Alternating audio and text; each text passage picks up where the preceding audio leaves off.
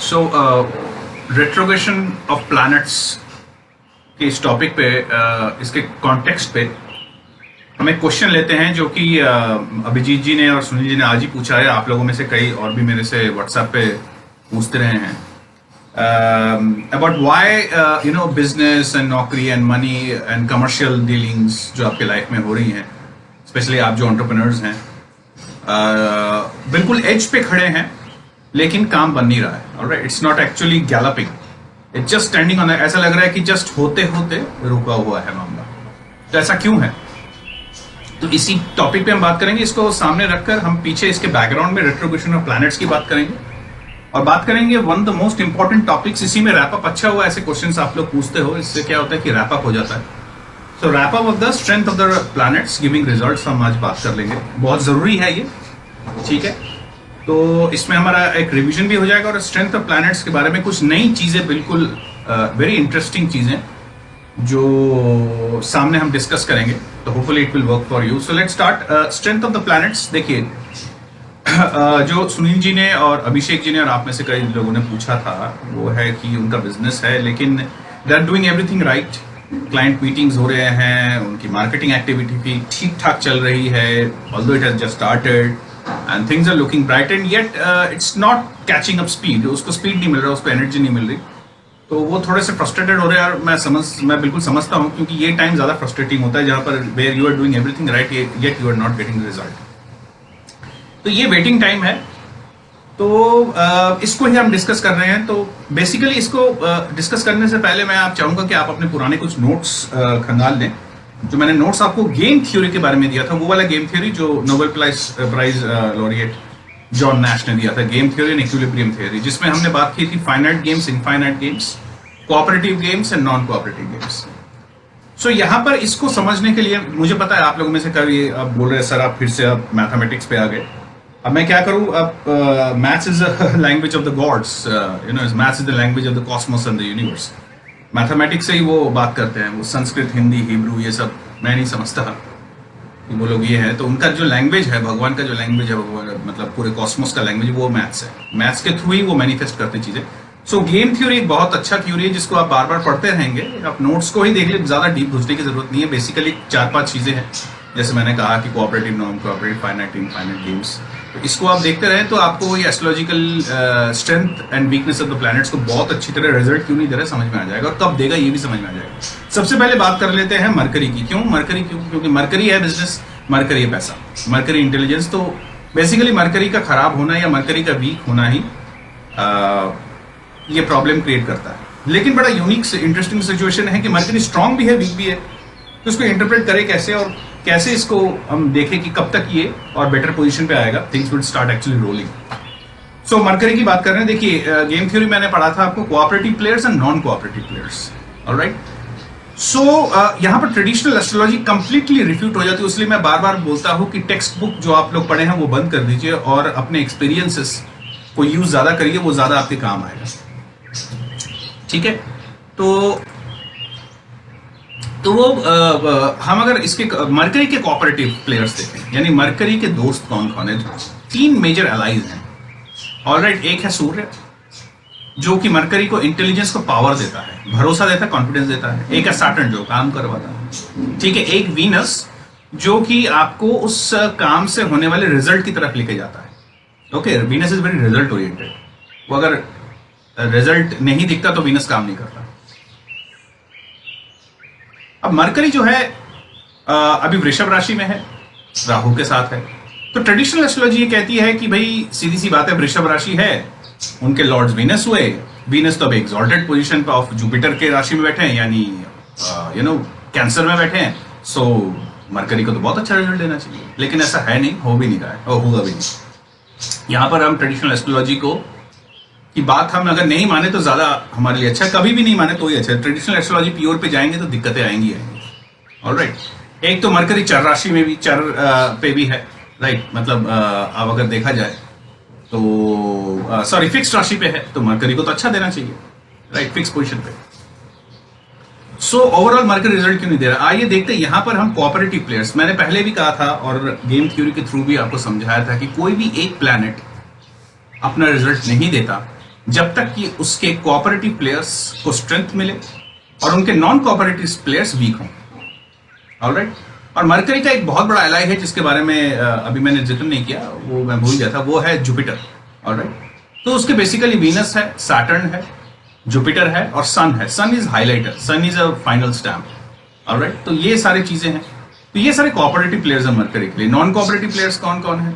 Again moon है, Mars बहुत जबरदस्त है, और दूसरा कुछ हद तक जुपिटर भी है, लेकिन जुपिटर और मरकरी का बड़ा ही अच्छा सा रिलेशनशिप है। वो कभी न्यूट्रल होता है या अच्छा होता है, खराब कभी नहीं होता। जुपिटर वैसे भी नेचुरल बेनिफिक है मैक्सिमम टाइम में भी, उस टाइम में बहुत जबरदस्त वो प्रॉब्लम क्रिएट करते हैं, लेकिन मैक्सिमम टाइम में नेचुरल बेनिफिक है। तो आइए देख लेते हैं। सबसे पहले मरकरी जो है उसके नेचुरल एलाइज कौन है, यानी कोऑपरेटिव प्लेयर्स कौन है मरकरी के? सैटर्न, जो कि अभी रेट्रो है। अब यहां पर रेट्रो की बात कर लेते हैं फटाफट। मैंने पहले वीडियो में भी कुछ रेट्रो प्लैनेट्स की बात करी थी, इस वीडियो में भी मैं कर लेता हूं फटाफट, ज्यादा टाइम नहीं लूंगा। रेट्रो प्लैनेट्स कुछ नहीं है, मेटेरियलिस्टिक नहीं, नॉन मेटेरियलिस्टिक हो जाता है जब भी रेट्रो होता है। और रेट्रो का कई सारी कहानियां घूम रही हैं यूट्यूब में, अलग चैनल्स में, कि भाई रेट्रो प्लैनेट जो है वो जब नॉर्मल प्लैनेट जब रेट्रो होता है बहुत जबरदस्त स्ट्रेंथ आ जाता है उसमें और पता नहीं क्या ना कर लेता है, और बुलशिट है, नॉनसेंस। रेट्रो प्लैनेट सिर्फ और सिर्फ अपने पिछले राशि में चला जाता है, पिछले ज़ोडिएक में। यानी अगर 10 में है, यानी कैप्रिकॉर्न में सैटर्न है और रेट्रो हुआ है, तो वो अभी चला जाएगा सजिटेरियस में, जो कि जुपिटर का मूल त्रिकोण राशि है। राइट, बस इतना ही होता है। और उनका एस्पेक्ट एक बढ़ जाता है, और वो है कि एग्जैक्टली जिस राशि में वो रेट्रो होके बैठ गए, जैसे सजिटेरियस है, तो एग्जैक्टली ऑपोजिट यानी मिथुन राशि। राइट। तो ये सैटर्न का, तो यहां पर उसका वो आता है।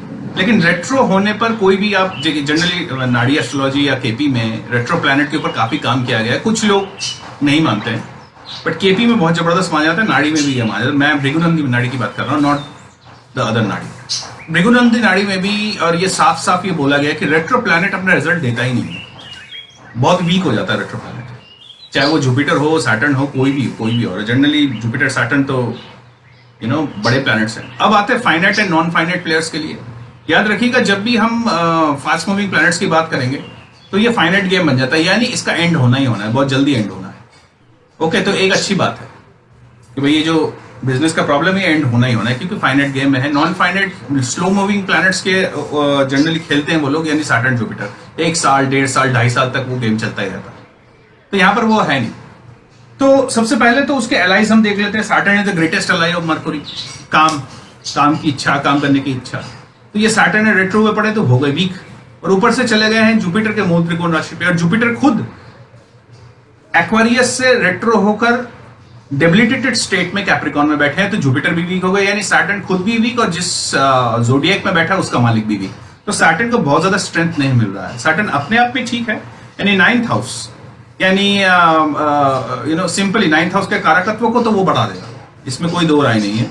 फॉर एग्जाम्पल, आप you will be sitting in meetings, चीजें और होने लगेंगी, भले ही वो एज पे हो, लेकिन थोड़ा सा एक्सपेंशन दे रहा है, आपको नया नॉलेज दे रहा है, स्पिरिचुअल भी बनाएगा, डीप थिंकिंग, डीप नॉलेज दिखाएगा, अपने अंदर आप कॉन्फिडेंस का महसूस करोगे, आपकी हेल्थ अच्छी होगी, हेल्थ जिसमें सफर कर रहे हैं तो वो भी अच्छा होगा, एक्सेट्रा एक्सेट्रा। तो सैटर्न के सारे कारकत्व अच्छे होने लगेंगे। Saturn is now benefic by itself. Okay, October के बाद ये दोनों डायरेक्ट होंगे तो फिर और भी अच्छा रहेगा। एनीवे, सो ये तो दो एलाइज हो गए, सैटर्न। दूसरा है वीनस। अब ट्रेडिशनल एस्ट्रोलॉजी ये कहता है कि वीनस तो भैया एक्सॉल्टेड पोजीशन ऑफ जुपिटर में बैठे हैं, यानी कैंसर में, ये तो बहुत अच्छा रिजल्ट देना चाहिए। Again Venus is sitting with Mars, right. तो यहां पर वीनस भी वीक हो गया। ऊपर से वीनस जो है वो मार्स कैंसर में बैठे हुए हैं, जिसका जो मध्य नक्षत्र है, मैंने आपको नक्षत्र के बारे में पढ़ा, तो मध्य नक्षत्र सबसे पावरफुल होता है वो सैटर्न में। तो वीनस और सैटर्न का अच्छा तो माना है, लेकिन मार्स जो है वो बहुत ही खराब हो रखा है, क्योंकि Mars is a direct debilitated तो है, उसके ऊपर जुपिटर की दृष्टि भी आ रही, तो मार्स डेबिलिटेटेड भी है, अच्छा भी है, तो एक न्यूट्रल सा है, तो उसके साथ अच्छा बन नहीं रहा है। तो यहां पर हम देखेंगे कि मरकरी का जो अब मरकरी लास्ट डिग्रीज में है, 22-23 डिग्रीज में है मरकरी इस वक्त। यानी हम अगर देखें तो वृषभ राशि में मार्स के नक्षत्र में बैठे हैं, तो वो उसका आर्च एनिमी तो हुआ ही, तो उसके और वीनस खराब हो गया। जो कोऑपरेटिव प्लेयर्स है, यानी वीनस खराब, वीनस वीक, सैटर्न वीक, सन जो है अभी मिथुन में है, और वो भी सन जो है वो राहु के नक्षत्र में है, अभी जुपिटर में जाने वाले, तो अभी तो थोड़े से वैसे ही हैं, वो भी वीक हैं। तो उसके सारे एलाई जो कोऑपरेटिव प्लेयर्स है वो सारे वीक है। अब जरा नॉन कोऑपरेटिव प्लेयर्स की बात कर लेते हैं। कौन कौन है? जुपिटर डेबिलिटेटेड है, चलो ये तो हमारा वीक हो गया, लेकिन सैटर्न के उस पे जोडिएक पे बैठा हुआ है, यानी उनका डेबिलिटेशन भी कैंसिल हो गया। तो जुपिटर न्यूट्रल होते हुए भी थोड़ा सा स्ट्रेंथ है, तो वहां पर ये प्रॉब्लम आ गई। चंद्रमा तो ऊपर नीचे होता रहता है, हम छेड़ देते हैं। और ऊपर से मार्स की अभी हमने बात करी थी, वो जुपिटर के एक्सॉल्टेड पोजीशन पे है कैंसर पे, तो मार्स को स्ट्रेंथ भी मिल रहा है, लेकिन मार्स का नक्षत्र वैल्यू जो है वो कम है, सैटर्न में है। तो यहां पर हुआ क्या है कि उसके मैंने आपको गेम थ्योरी में भी बताया था, अगर आपके कोऑपरेटिव प्लेयर्स यानी उनके फ्रेंड्स वीक हैं तो भी रिजल्ट नहीं देगा, अगर उसके नॉन कोऑपरेटिव प्लेयर्स यानी उसके दुश्मन जो हैं वो स्ट्रेंथ में है तो भी रिजल्ट नहीं देगा। इन दोनों को ऑपोजिट होना बहुत जरूरी है। थोड़ा सा भी इधर उधर हुआ, बैलेंस बिगड़ा, तो फिर इक्विलिब्रियम में पहुंच जाता है। इक्विलिब्रियम स्टेट नैश थ्योरी का ऐसा स्टेट है जहां पर कुछ होता नहीं है, अपने आप होता रहता है, यानी कोई चेंजेस नहीं होता, जो काम ऐसे ही चलता रहता है, मतलब एक टाइप का स्टेटस को लग जाता है मोटे मोटे तौर पर। तो ये हो रहा है। ऊपर से मार्स राहु के पास है, आप देख रहे हैं, तो राहु और हालांकि मरकरी की बात कर रहा हूं, मरकरी और राहु एक साथ है, तो मरकरी इंटेलिजेंस तो आपको देगा, out of the box thinking देगा, out of the box marketing के आइडियाज देगा, कम्युनिकेशन में थोड़ी बहुत दिक्कत आएगी, लेकिन इंटेलिजेंस आपको बहुत जबरदस्त होगा, इसमें कोई दो राय नहीं है। ओके, मैथ्स में आप अच्छे हो जाओगे, कैलकुलेशन पे अच्छे हो जाओगे, but Rahu is a natural malefic, चाहे कहीं भी हो वो मेलेफिक तो होगा ही होगा। तो यहां पर मरकरी को ऊपर से मरकरी का ऑपोजिट में यानी वृश्चिक में केतु बैठ गए, तो मरकरी जो है बेचारा वो अपने टू खास दुश्मन मेलेफिक्स के बीच में बैठ गया। तो अगर हम देखा जाए पूरे ओवरऑल को इक्वल टू करा जाए, मतलब रिजल्ट देखा जाए, तो उसके कोऑपरेटिव प्लेयर्स यानी उसके जो दोस्त हैं वो बहुत वीक हैं, उसके दुश्मन न्यूट्रल स्टेट में है, और राहु केतु दोनों ये दो प्लैनेट्स मरकरी को बिल्कुल खा चुके हैं, इसीलिए मरकरी का ये प्रॉब्लम है। इसीलिए मैंने पिछली वीडियो में कहा था थोड़ा वेट कर लीजिए, मरकरी को एक बार मिथुन में आने दीजिए जहां पर ऑलरेडी सूर्य हैं, तो एक तो वहां पर उनको स्ट्रेंथ मिलेगा कोऑपरेटिव प्लेयर का, यानी उनके अपने दोस्त का स्ट्रेंथ मिलेगा, नंबर 1। नंबर 2, वो डायरेक्ट दृष्टि में आ जाएंगे रेट्रो जुपिटर, रेट्रो सैटर्न के, सॉरी, जो कि खुद सजिटेरियस में है, रेट्रो होकर। तो वहां पर एक सीधी दृष्टि है कि मैंने अभी कहा था कि रेट्रो होकर एक ही दृष्टि बसती है रेट्रो पे, यानी वो है 7 दृष्टि। 7 दृष्टि रेट्रो प्लैनेट का बहुत इंपॉर्टेंट है, तो वहां पर वो सैटर्न का साथ मिलेगा, और उसका मरकरी का एक जो सूर्य भी काफी कोऑपरेटिव है, तो सूर्य का भी साथ मिलेगा, और मरकरी मिथुन राशि में आएंगे, फैंटास्टिक प्लेस। ओके, यानी अपने राशि में तो आ गए। यहां पर मरकरी को स्ट्रेंथ मिलने वाला है, और ज्यादा देर का टाइम नहीं है, मतलब mercury right now let's say 24, another let's say 6 days to go. वहां पर अब जाती है 6 days, अनदर 1-2 डिग्री और ले लीजिए, जहां पर मरकरी को यानी 7 days के अंदर, 7 to 10 days के अंदर आपके सारे ये शिकायतें आपके अपने आप दूर हो जाएंगी, डोंट वरी अबाउट इट। तो फाइनली मैं ये कहूंगा कि आपके सेकंड हाउस का स्ट्रेंथ होना भी बहुत जरूरी है। मैं उन लोगों को बहुत लकी मानता हूं जिनका second house fast moving planets हैं, जैसे मरकरी हो गया, वीनस हो गया, सन हो गया। ये लोगों को ज्यादा तकलीफ नहीं होती, आज अगर मंदा है तो कल बढ़िया हो जाता है। स्लो मूविंग प्लैनेट्स जो होते हैं सेकंड हाउस के, अगर मालिक स्लो मूविंग प्लैनेट्स है तो दिक्कतें आ जाती हैं। ऑलराइट, तो जनरली जैसे कि लियो के लिए उनका तो मरकरी का मूल त्रिकोण राशि ही सेकंड हाउस है, तो लियो के लिए it will be a fantastic time very soon after, specially after July, 10-15 दिन के बाद, जुलाई 15 वैसे भी मरकरी ट्रांजिट कर जाएंगे मिथुन में, तो फिर तो वो थोड़ा सा रुक जाए। बाकी के लिए भी मिथुन में मरकरी का आना एक बहुत अच्छा एक वो है, एक इंडिकेशन है, so I think it would be great. हालांकि राहु के पास में ही होंगे, लेकिन Rahu is right now looking to move towards Aries, right, it is least interested in Mithun, वहां से होके आ गए हैं, थोड़ा बहुत उसका परछाइयां बाकी हैं, लेकिन मिथुन में आते ही साथ मरकरी उसको खास वो करेगा, मतलब।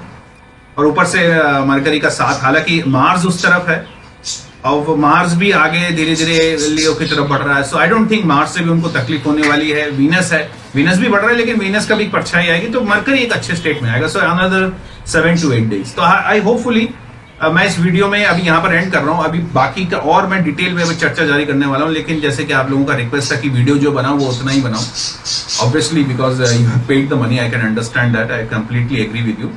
पेड वर्जन में और डिटेल में हम जाएंगे, डिग्री के लेवल पे बात करेंगे, और नक्षत्र के मध्य नक्षत्र, जो कि बहुत एक इंपॉर्टेंट टॉपिक है, जिसको 99.9 एस्ट्रोलॉजर्स जानते भी नहीं है, नहीं बात करते, तो उसके बारे में हम बात करेंगे, जहां पर आप accurate result and accurate prediction and day and time के साथ निकाल सकते हो विदाउट गोइंग टू मच ज्यादा कैलकुलेशंस के बिना. But as I said, so I am ending this video with a simple note. Please revise your game theories again. So I am ending this and please आप इसको छोड़ के मत जाएगा. Very soon I am going to 5 minute का break लेके आई am going to go much detail. Alright, so whoever is watching, thank you for watching, and if you wish to learn, contact me. And for all those people who are going to sign up now, Jai Babe, Jai Ravan, the greatest Pandit of astrology, and Jai Guru, Jai Bhairav. Bye bye.